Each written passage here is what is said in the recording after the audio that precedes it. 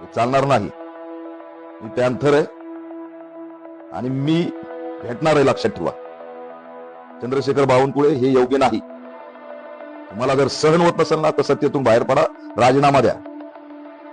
तुम्हाला कुणी विचारणार नाही. सत्तेत आहात म्हणून जनतेचे आहात, मंत्री आहात म्हणून जनतेचे आहात. तुमच्याकडलं लोकप्रतिनिधित्व गेलं, संविधानिक पद गेलं, तुमचा आणि आमचा संबंध नाही. पत्रकारावर गुन्हा दाखल केला म्हणून मी त्यांच्या विरोधात निषेध केला, म्हणून मला 25 कोटीची मानहानीची नोटीस पाठवली. चंद्रशेखर बावनकुळे, तुम्ही सत्तेत आहेत. प्रश्न हे सत्ताधाऱ्यांना विचारले जातात. तुम्हाला सहन होत नसेल तर सत्तेतून बाहेर पडा.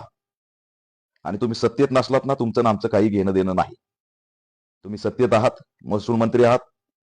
गायरान जमिनीवरती सोलार ऊर्जाचे प्रकल्प तुमच्यामुळे येत आहेत. दलितांच्या जमिनी हिसकावण्याचा GR तुम्ही काढतायत. काही दिवसांनी दलितांकडे जमिनीच राहणार नाहीत असा अजेंडा तुम्ही राबवताय.